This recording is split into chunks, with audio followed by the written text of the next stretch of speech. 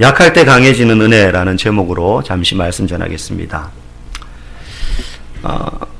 지난 주간 한 며칠 전에 교회에 개인 이름으로 우편물이 도착했습니다. 맑은샘 동산교회 담임 목사님께.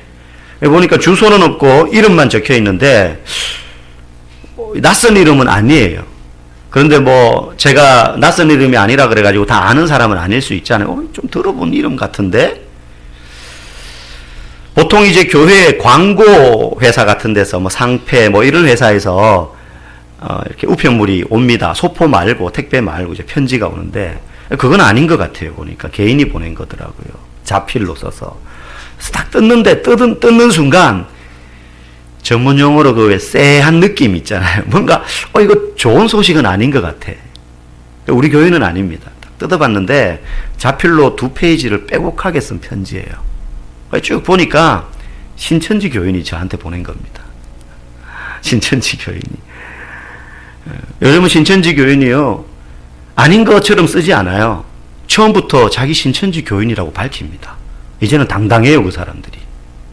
내용은 그런 겁니다. 자기도 원래 기존 교회에서 열심히 신앙생활을 하다가 이런저런 모양으로 상처도 받고 또 마음이 힘들고 그래서 잠시 교회를 떠나 있었다는 거예요. 근데 신앙에 대한 어떤 목마름은 있는데 자기가 평소 알고 지내던 좋은 언니가 교회로 데려가 갔는데 보니까 신천지더라 하는 거죠. 근데 막상 가보니 처음에는 여기 막 이단이라는 소리 많이 들었는데 라는 경계심이 있었는데 막상 들어가 보니 밖에서 사람들이 말하는 것처럼 2단이니 3단이니 하는 것과 너무 다르게 사랑이 넘치고 성도들의 얼굴에 기쁨이 넘치고 또 거기서 목사님이 말씀을 가르치는데 막 귀에 쏙쏙 들어오고 너무 좋더라. 그러면서 자기가 새롭게 기쁨이 넘치는 그런 신앙생활을 하고 있습니다. 그러면서 이제까지 자기가 기성 교회에서 들어왔던 그런 가르침은 다 거짓 가르침이었고 목사님들이 한국 교회를 망하게 만든다면서 너무 가슴 아픈 이야기를 적어 놓은 거예요. 요즘 이렇게 TV에 좀 종종 오르내리는 목사님 계시잖아요. 기독교 대표 단체 대표라고 하시면서 나와서 막 이렇게 마이크 자주 잡으시는 그분 이야기를 막 들면서 보시라고 이런 목사들이 많아서 한국 교회가 욕을 먹는다. 그러면서 신천지는 그렇지 않다는 거예요. 그렇지 않다는 거예요. 그러면서 저보고 목사님도 더 늦기 전에 한국 교회의 희망인 신천지로 빨리 넘어오시라고. 이렇게 그러면서 날마다 쉬지 않고 목사님의 영혼을 위해서 제가 간절히 새벽마다 기도하겠다고. 저를 위해서 기도해 주시는 분이 많아서 참, 네. 그래서 그렇게 적어 놓은 거예요, 이분이. 자필로. 요즘은 대놓고 그렇게, 자기 신천지 너무 좋다고, 오시라고. 그렇게 하는 것 같아요. 여러분, 우리가 많은 이단들이 있지만 이단의 특징을 교리적으로 신학적으로 기존 교회와 성경에서 어떻게 어긋났는지 우리가 그걸 다 이야기할 수 없고 알 수 없지만 모든 이단들의 공통점이 뭐냐면 기존 교회의 잘못을 지적하면서 깎아내리고 비판합니다. 거기까진 좋아요. 그런데 그러면서 그렇기 때문에 거기는 잘못됐고 우리는 옳아라고 말하는 거예요. 그게 이단의 특징이에요. 건강한 교회라면 스스로 한국 교회에 잘못되고 부패한 부분에 대해서 비판할 수 있죠. 얼마든지 할 수 있습니다. 저도 할 수 있고 여러분들도 할 수 있어요. 교회가 이런 게 잘못됐고 목회자들이 이런 게 잘못됐고 기독교가 이런 게 문제야. 할 수 있습니다. 그런데 결국 그 비판의 화살이 상대방을 향하고 우리는 오라가 아니라 그 말을 하면서 내가 가슴 아파해야 되는 거예요. 그 비판받는 대상 속에 나도 들어있음을 알고 신중해야 되는 거죠. 항상 비판하는 그 대상 속에 나는 아니야라는 입장에 서 있는 단체들이 대부분 이단들이. 그러니까 너네는 잘못됐고 우리는 오라가 아닌 거죠. 그렇게 비판하는데 맞아 잘못됐는데 우리 책임이야. 우리가 회개해야 돼. 우리가 먼저 바로 서야 돼. 이렇게 가야 되는 거거든요. 근데 그렇지 않다는 겁니다. 이단들의 특징이. 그럼 지금만 그러냐?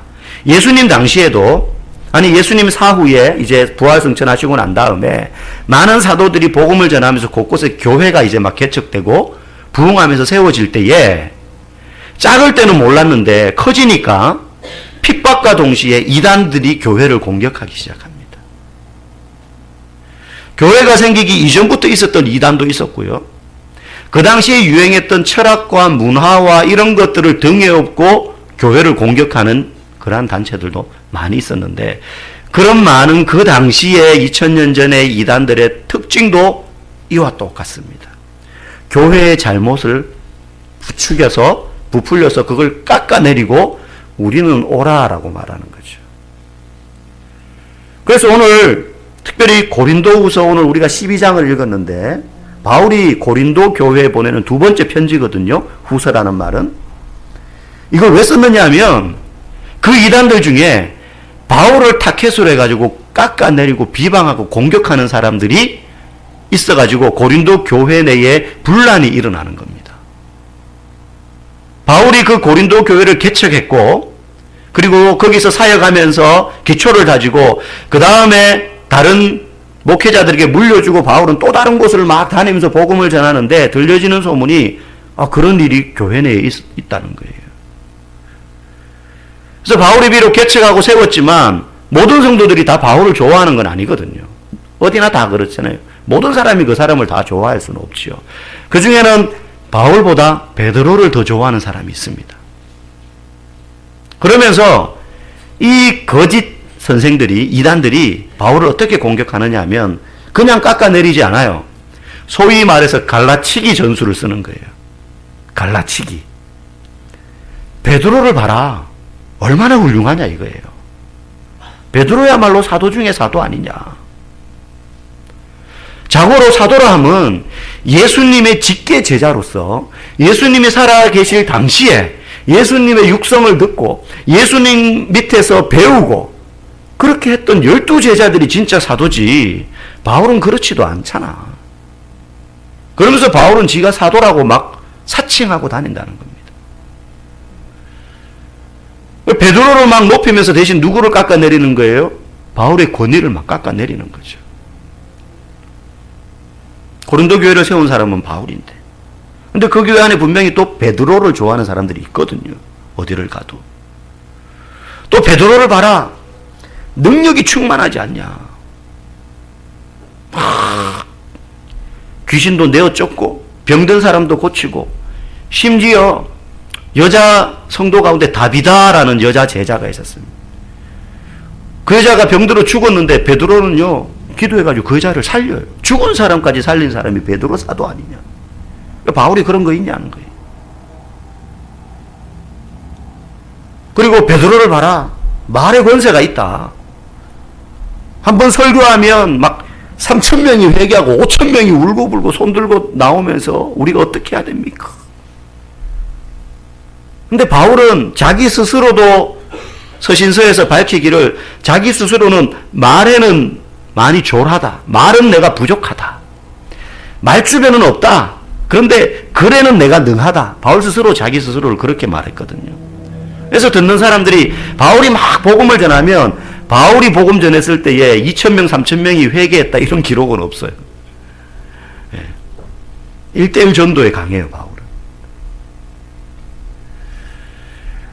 그래서 바울은 어쩌면은 서신을, 편지를 더 많이 썼는지 모르겠어요. 글을 쓰면은 그 글을 받을 때에 사람들이 읽으면 막 글이 힘이 있어요. 설득력이 있고.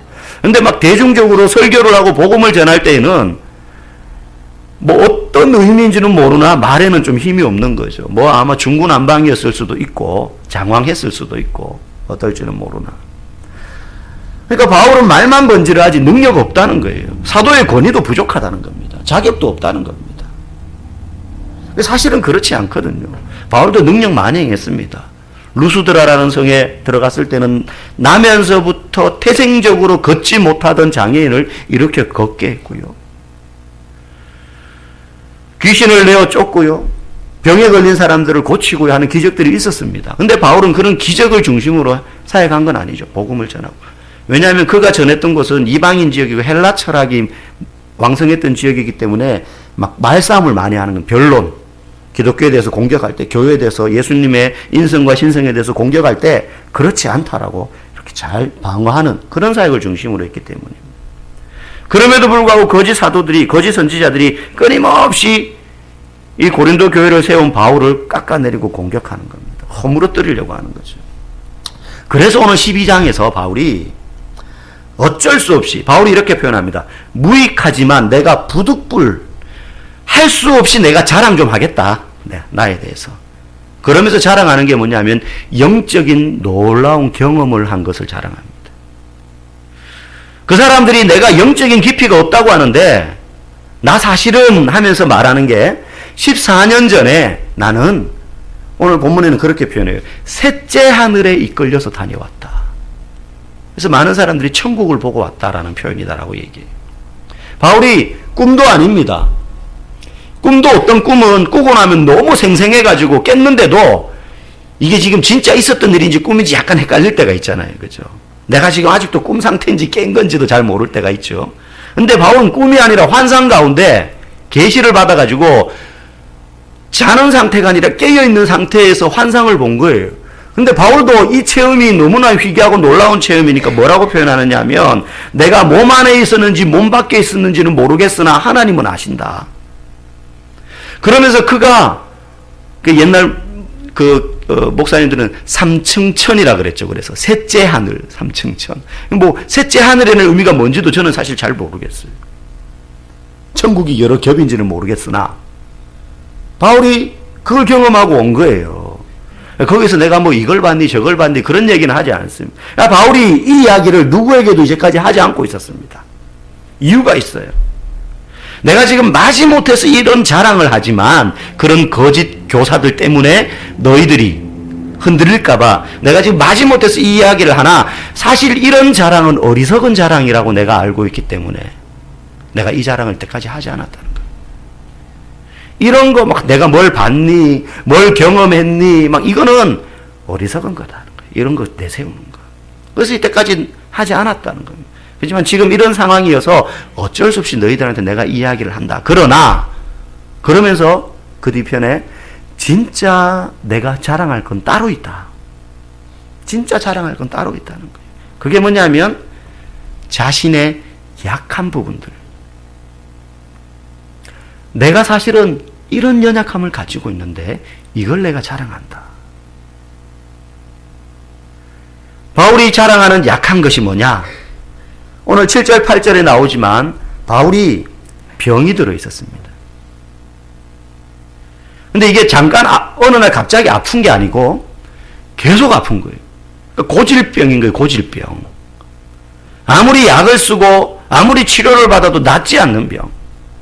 그래서 바울은 이걸 어떻게 표현하냐면 내게 육체에 가시가 있다. 여러분 생선 먹다가 목에 가시 걸려 보신 분은 아시죠? 이게 막 이것 때문에 죽거나 그럴 일은 없는데 막 너무 막 힘들고 고통스럽잖아요. 그죠? 근데 육체에 가시가 있다는 거. 이게 빠지지 않아요. 그리고 이게 얼마나 고통스러웠는지 바울이 이렇게 표현해요. 사탄의 사자. 너무 고통스럽다는 거예요. 우리가 아는 바울은 핍박받고 두들겨 맞고 돌에 얻어터지고 감옥에 갇히고 조롱당하고 거의 기절해가지고 막 그냥 죽은 줄 알고 사람들이 내던지고 그럼에도 불구하고 복음을 전하기 위해서 자신의 몸을 불살랐던 사람으로 알고 있는데 정작 자기 안에 있는 질병 때문에 너무너무 고통스러워했다는 거예요. 그리고 온갖 기적으로 사람들을 고치고 질병을 낫게 하고 귀신을 쫓아내고 했던 기적을 행했는데도 불구하고 이 질병을 어떤 약을 써도 어떤 의사에게 몸을 내보여도 여러분 바울을 따라다녔던 복음 전하는데 동행했던 동역자 중에 한 명이 누가 아닙니까? 누가? 이 사람이 의사거든요. 바울의 그 고통을 너무 잘 알아요. 근데 못 고치는 거예요. 그래서 하나님께 내가 이 육체의 가시가 제거되기를 3번이나 간절히 간구했다는 거예요. 그런데 안 나았다는 거예요. 하나님이 안 고쳐주신. 딴 사람 병은 다 고치는데 자기 병은 못 고치더라는 거예요. 하나님이 안 고쳐주신 거예요. 그런데 내가 이걸 자랑한다는 겁니다. 이상하지 않습니까? 바울이 이거 말고도 자랑할 게 얼마나 많겠습니까? 지식도 자랑할 수 있고 가문도 자랑할 수 있고 자기가 복음을 위하여 수고하고 헌신했던 것도 자랑할 수 있습니다. 사람들이 자신을 얼마나 존경하는지 그것도 자랑할 수 있겠죠. 근데 바울은 자신의 몸의 질병 자랑한다는 거예요. 그러면서요 자랑하는 이유를 말하는데 하나님이 내가 3번이나 간절히 간구했음에도 불구하고 내 육체에 가신 이 질병을 고쳐주시지 않은 이유가 있다. 그 이유를 알아야지 왜 자랑하는지를 알 수 있다는 거예요. 2가지 이유인데요. 첫 번째는요. 자만하지 않도록 하기 위해서 하나님이 안 고쳐주셨다라고 바울은 이야기합니다. 자만하지 않기 위해서. 왜요? 7절 말씀 우리 같이 한번 읽어볼까요? 시작. 여러 계시를 받은 것이 지극히 크므로 너무 자만하지 않게 하시려고 내 육체에 가시 곧 사탄의 사자를 주셨으니 이는 나를 쳐서 너무 자만하지 않게 하려 하심이라. 심지어 바울은 내게 이 낫지 않는 질병을 주신 이유도 나로 하여금 자만하지 않도록 하려고 이 질병 주셨다라고 이야기해요. 이런 것 같아요. 제가 고등학교 때, 저는 이제 초등학교, 모태신앙이 아닙니다, 저는 한 초등학교 한 3학년 때부터 아버지 때문에 교회를 나가기 시작해서 우리 온 가족이. 그래서 재밌더라고요. 맛있는 것도 주고, 그때는 지금처럼 아이들이 놀 게 많지 않고 그냥 무작정 밖에 나가서 뛰어노는 거잖아요. 그죠? 근데 교회 가면은 막 숨바꼭질 하기도 너무 좋고, 옛날 교회고 거기는 숨을 때도 많고, 막, 제일 재밌었던 게 유년부실, 초등부실이 엄청 넓은데 마룻바닥으로 반질반질하게 그 사찰 집사님 맨날 그 초로 그걸 닦아가지고 거기에서 방석 쫙 던지고 막 미끄럼틀 타고 하는 게 얼마나 재밌었는지 몰라요. 예, 맨날 교회 문은 열려 있으니까. 그렇게 해서 이제 교회를 열심히 다니고 친구들도 많이 사귀고 했는데 사춘기가 되면서 중학생이 딱 되면서 보통 학생들이 이제 외모에 관심을 가지잖아요. 근데 저는 외모에 하나도 관심이 없었어요. 그냥 머리는 항상 스포츠 머리 빡빡 깎고 다니고. 근데 이제 중학생이 됐는데 머리가 곱슬머리가 되더라고요. 옷도 친구들은 막 그때쯤 되면 뭐 메이커, 그죠? 막 나이키 뭐 그런 거 프로스펙스 막 메이커 있죠. 그런데 관심인데 저는 그런데 하나도 관심이 없었어요. 그냥 부모님이 주면 주는 대로 입고요. 집에 있으면 아무 옷이나 껴입어요. 그래서 겨울 되면 저는 아버지 그 공장 다니실 때, 직장 다닐 때 입는 시퍼런 작업복 잠바 있죠. 여기 노랗게 뭐 이렇게 회사 이름 쓰여져 있는 거 평화산업 이렇게 해서 저는 겨울에 그거 입고 다녔어요. 학교를. 정교에서 그거 입고 학교 오는 애는 저밖에 없었던 것 같아요. 근데 뭐 아무 관심이 없었어요. 그러니까 뭐 지금도 제 아이들이 그래서 저 중고등학교 때 앨범 이렇게 보면 애들이 아빠 이거 누구야? 이 아저씨 누구야? 아빠란다. 그러면 깜짝 놀라요. 왜 이렇게 촌스러워? 그냥 잘 입고 다녀도 촌스러운데 걔들 눈에는 막 시퍼런 작업복 입고 막 하여튼 그렇게 다녔어요. 네, 관심이 없었어요. 그러다 보니 제 친구들, 제가 한 명 한 명 전도해서 교회에 데리고 온 제 친구들도 다 저하고 비슷한 애들인 거예요. 외모에 하나도 관심 없는 애들. 그럼 사실 꾸며도 그렇게 티 안 나는 애들. 다 그런 애들인 거예요. 그래서 뭐 우리끼리 좋아서 이렇게 끼리끼리 어울려 다녔어요. 교회에서. 그냥 그저 열심히 교회 다니는 것이 좋아서 다녔어요. 근데 또 친구 중에 되게 잘 나가는 애가 있었어요. 교회 친구 중에. 키도 크고요. 얼굴은 그다지 잘생긴, 얼굴은 저희하고 비슷한 부류인데 하여튼 리더십도 있고요. 말도 잘하고 운동도 잘하고요. 그리고 막 악기도 잘 다뤘어요. 막 중학생 때 이미 중학교 1학년, 2학년 때 벌써 기타 잘 쳐가지고 막 중등부 예배 드릴 때 앞에서 막 찬양인도 하고요. 막 그랬었어요. 그때 저는 뭐 옆에서 그냥 조용히 열심히 교회만 다니는. 예. 그 친구랑 오랫동안 알고는 있었지만 우리는 노는 부류가 달라. 세계가 달라. 그래서 걔 친구들은 또 그런 애들만 또 모였어요. 잘 나가는 애들. 인기가 많았어요. 근데 우리는 그냥 우리끼리 자기들끼리 그냥 좋아서 그렇게 구줄구레하게 그렇게 다니던 아이들이었어요. 그냥 그렇게 지냈는데 시간이 지나면서 고등학생이 되고 고1, 고2, 고3이 되는데 이 친구들 곁에 있던 친구들이 하나씩 교회에서 떨어져 나가는 거예요. 걔로부터 점점 아이들이 멀어지고 나중에 걔가 외톨이가 되었어요. 이유가 있었습니다.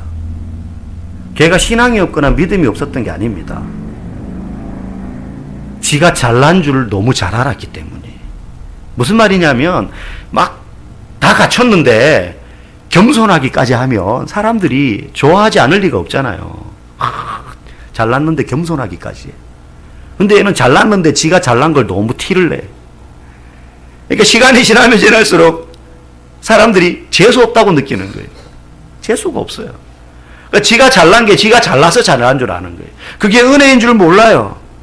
근데 우리 제 주변에 있던 친구들은 어땠냐면 지가 다 못난 줄 알아요. 그러니까 잘난 체 할 것도 없어요. 못난 줄 알고 그냥 뭐 그렇게 지냈던 거예요. 나중에 그 친구가 혼자 되었어요. 친구들 다 떨어져 나가고. 그리고는 이제 그 친구랑 제가 어떻게 하다 보니까는 가까워지게 되었습니다. 한 동네 살면서도 가까운 사이가 아니었거든요. 학교도 달랐지만. 가까워지게 되었는데 걔를 알아가니 걔도 저처럼 하자가 되게 많은 아이더라고요. 스스로에 대한 열등감도 있고요. 보니까는 외모에 대한 열등감이 걔는 오히려 의외로 많았던 거예요. 뭐 이렇게 턱이 이렇게 나와가지고 요즘으로 말하면 나중에 걔는 양악 수술했거든요. 그래가지고 깎아놨어요. 보니까는 굉장히 외로움 가운데 있었더라고요, 이 친구가. 그러면서 저랑 이제 친해지고 친구가 되고 지금은 이제 목사가 되어서 다른 곳에서 목회를 잘하고 있습니다. 잘하고 있습니다. 여러분, 우리가 기억해야 될 게 지금 내가 누리고 살고 있는 외적인 환경뿐만 아니라 나 자체, 나 자신 부족함이 있고 하자가 있죠. 스스로에게 나는 100% 만족해. 왜 사람들이 나를 다 안 좋아하는지 몰라. 그런 사람은 없어요. 다 부족함이 있는데요. 그럼에도 불구하고 내게 주신 이것이 하나님의 은혜인 줄 알고 사는 사람이 더 많은 하나님의 은혜를 발견하고 누리게 되는 것입니다. 내게 있는 것이 그저 내가 잘나서 내 능력으로 사는 줄 알아서는 안 되는 겁니다. 바울에게 육체의 가시를 심어주신 주님께서 이렇게 말씀하셨어요. 너에게 있는 은혜가 족하다. 충분하다. 아, 주님, 저 지금 여기에 해결되지 않는 질병이 있는데요. 아니야. 그거 있어도, 그거 아니라도, 그거 제외하고라도 너에겐 충분해. 은혜를 은혜인 줄 알도록, 교만하지 않도록 이 가시를 주셨다는 거예요. 두 번째, 강구했음에도 불구하고 이 가시가 왜 떠나지 않았느냐? 오히려 그 연약함 때문에 그리스도를 더욱 의지할 수 있게 되었기 때문에. 여러분, 자신이 연약한 줄 알면 예수님을 의지하게 되어 있습니다. 내가 부족한 줄 알면 능한 자를 찾게 되어 있습니다. 성경에 연약함을 표현하는 단어 중에 상한 갈대라는 표현이 있습니다. 이사야 42장 3절에 보면 나옵니다. 상한 갈대를 꺾지 아니하고 꺼져가는 등불을 끄지 아니하고 진실로 정의를 실행하실 분. 마태복음 12장에 가면 그분이 누구냐? 그분이 바로 예수 그리스도다라고 해석합니다. 상한 갈대라는 건 병든 갈대라는 뜻이 아니라 꺾여진 갈대라는 뜻입니다. 여러분, 갈대는 쉽게 꺾이잖아요. 그죠? 나무는 쉽게 꺾이지 않지만 갈대는 쉽게 꺾입니다. 그냥 가면서 손으로 한번 이렇게 툭 하면 꺾어지는 게 갈대예요. 얼마나 연약해 보입니까? 꺾여진 갈대는 금방 말라서 죽어버릴 가능성이 많습니다. 그런데 예수님이 어떤 분이라는 거예요? 그런 꺾여진 갈대와 같으니 꺼져가는 등불과 같은 이를 보살피시는 분이라는 거예요. 우리 가운데 어쩌면 여러분이 아니면 여러분이 알고 있는 누군가가 상한 갈대 같은 분인 줄, 그런 분과 같은 사람이 있는 줄 압니다.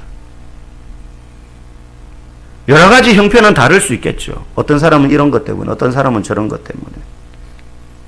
살면서 여기저기 얻어맞고, 공격받고, 억울하게 오해를 받고, 그리고 마음이 상처를 받은 사람들. 겉으로는 멀쩡해 보여도 속으로는 꺾여져 있는 사람들. 겉으로는 멀쩡해 보여도 조금만 흔들면 삶이 와르르 무너져 내릴 것 같은 불안한 가운데 있는 사람들이 많습니다. 그런 가정도 있고 그런 개인도 있습니다. 그런 사람이 상한 갈대죠. 근데 그런 상한 갈대를 예수님은 꺾지 않으십니다. 시편 34편 18절에 보면 비슷한 이야기가 나옵니다. 여호와는 마음이 상한 자에게 가까이 하시고 중심으로 통회하는 자를 구원하신다. 마음이 상하고 중심으로 통회하는 자. 주님, 저는 상한 갈대와 같습니다. 그래서 저는 주님이 아니면 살 수 없습니다 라고 고백하는 그 사람을 주님은 구원하신다는 거예요. 그 사람을 살리신다는 겁니다. 그래서 교회에 나오는 성도는요, 다 상한 갈대입니다. 저도 그렇고 여러분들도 그렇고, 그래서 교회에 나오는 거예요. 연약하고 부족하고 상한 갈대인 줄 알기 때문에 나오는 겁니다. 그래서 나올 때에 더 예수님을 의지하게 되는 겁니다. 그러니까 내가 약할 그때가 곧 강해지는 겁니다. 내가 약하기 때문에 예수님의 능력이 더 드러나는 겁니다. 내가 약할 때 강해진다는 건 주님 내가 약하니까 제게 힘을 주셔야죠. 제가 약하니까 제게 능력 주세요가 아니라 내가 약한 줄 알고 주님을 온전히 내가 의지하게 되는 거예요. 주님이 능력만 주셔서 강해지는 게 아니고 주님이 내 안에 주인이 되셔서 내가 강해지는 거예요. 나는 여전히 상한 갈대지만 내 안에 계신 주님이 이제는 내 삶의 주인이 되시니까 내가 더 이상 약한 자로서 세상 가운데서 허덕이지 않게 되는 것입니다. 형편은 그대로일 수 있습니다. 나를 상하게 하고 힘들게 하고 아프게 하는 문제, 바울처럼 육체의 가시는 그대로 있을 수 있습니다. 내 안에 해결되지 않는 문제 있습니다. 성도라도. 그런데 그 때문에 예수님을 내가 온전히 주인으로 인정함으로 그 예수님이 내 삶을 이끌어 가시기 때문에 나는 더 이상 그 상한 문제 때문에 고통스러워하지 않는 것입니다. 내가 약하기 때문에 내 삶의 주도권을 예수님께 내어드리는 겁니다. 제가 예전에 이런 비유 몇 번 드린 적 있죠. 집에 있는데 누가 똑똑똑똑 문을 두드리는 겁니다. 누구세요? 하고 문을 딱 여니까는 사탄인 거예요. 막 들어오려고 하니까 내가 막 안 돼! 여기는 내 집이야! 이러면서 막 억지로 막았어요. 그래, 억지로 막았어요. 그 또 한참 지났는데 또 누가 똑똑 그래요. 잊어버렸어요. 또 누구세요? 하고 문을 열었는데 사탄이 또 왔어요. 막 내 집에 들어오려는 걸 막 막아요. 안 돼, 안 돼요. 그러고 보니까 예수님이 저쪽에 계시거든요. 우리 집 안에. 예수님 뭐 하세요? 빨리 오셔서 막아주셔야죠. 예수님이, 야, 여기 네 집이잖아. 네가 알아서 해야지. 이거는 건강한 성도가 아닌 거죠. 그 문을 닫고 어떻게 합니까? 주님, 당신이 내 집의 주인입니다. 내 인생의 집의 주인입니다. 내 인생의 집의 모든 열쇠와 주도권을 주님께 드립니다. 오케이. 그러고 난 다음에 또 띵동 거리는 거예요. 누구세요? 하고 문을 열려고 하는데 예수님이 잠깐, 여긴 이제 내 집이야. 내가 나갈게. 예수님이 문을 탁 엽니다. 누구십니까? 하고 문을 딱 여는데 사탄이 보고 깜짝 놀라, 죄송합니다. 집을 잘못 찾아온 것 같습니다. 우스개 이야기지만, 나는 약하지만, 내 힘으로 이겨낼 수 없지만, 예수님이 내 삶의 주인임을 알 때에, 그걸 인정할 때에, 내 안에 해결되지 않는 육체의 가시가 있더라도 그 문제 때문에 오히려 더 예수님을 의지하게 만드는 것입니다. 그러므로 사랑하는 성도 여러분, 솔직히 우리가 주님 앞에 고백하며, 주님, 지금 내게 있는 이 육체의 가시, 이것 때문에 힘듭니다. 그러므로 나는 주님을 더 의지합니다. 주님이 나의 주인이 되어 주십시오. 주님이 나의 전부가 되어 주십시오. 주님께 내 인생의 열쇠를 다 내어드립니다. 그러면 내 능력이 많아지고 내가 더 훌륭한 성품과 인격적인 그리스도인이 되어서 내 실력이 좋아져서 내 신앙이 좋아져서가 아니라 예수님이 내 속에서 점점점 더 크신 분이 되어서 내 삶은 승리와 그리고 주님이 주시는 기쁨을, 은혜를 맛보며 살게 되는 줄 믿습니다. 저와 여러분이 나는 점점점 상한 자, 나는 점점점 약한 자임을 알고 나는 점점 더 죄인이라는 사실을 깨달음으로 그와 동시에 내 안에 예수님이 들어오실 공간이 더 많아져서 그 예수님의 영역이 더 커져서 아니 내 삶의 전부를 예수님께 드리게 되므로 내가 약할 그때에 더 강함을 경험하는 그 은혜가 우리 가운데서 넘쳐나기를 주님의 이름으로 간절히 축복합니다. 함께 우리